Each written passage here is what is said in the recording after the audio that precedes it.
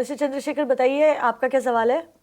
हाँ sir, madam मेरे दो क्वेश्चन है कि एक अभी जो गवर्नमेंट बोल रही है कि अनडिक्लेयर्ड प्रॉपर्टी आपको डिक्लेयर करनी है। हाँ जी।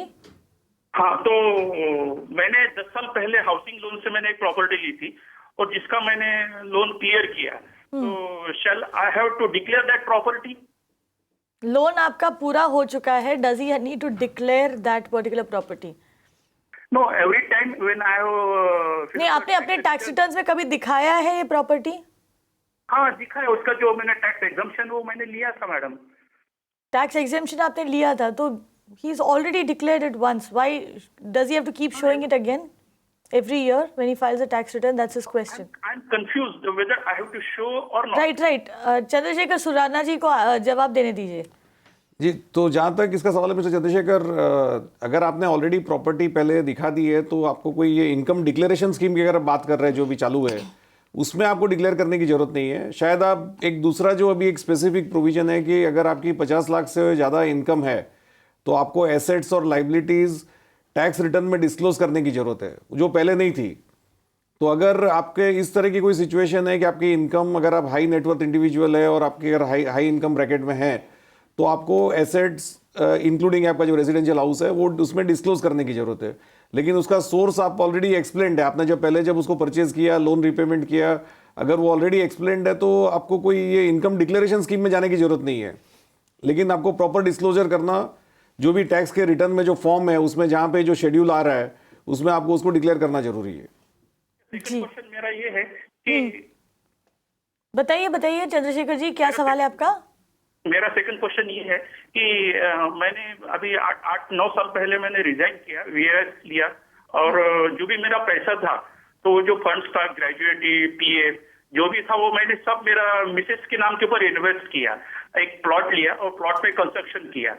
तो after 5 years now she want to sell, तो whether I will get tax exception? My wife, she is housewife.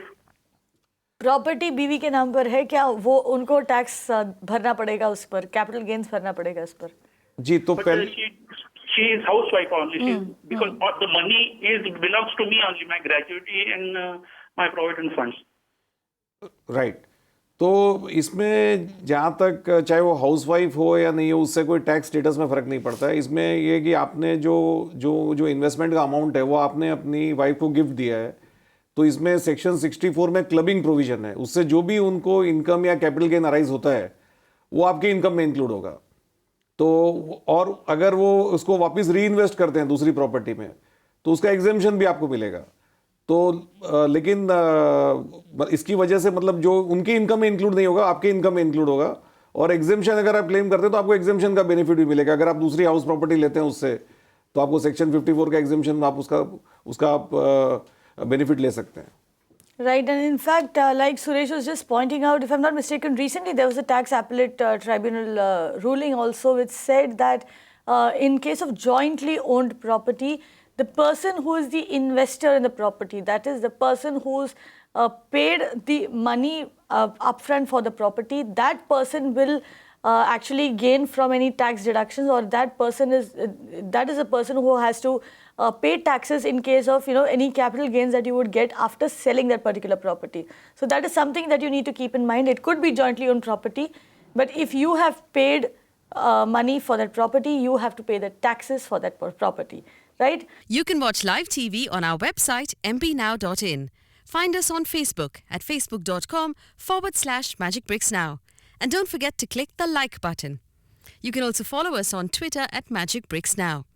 To stay updated with all our programming, hit the subscribe button on our YouTube channel by logging on to youtube.com/magicbricksnow.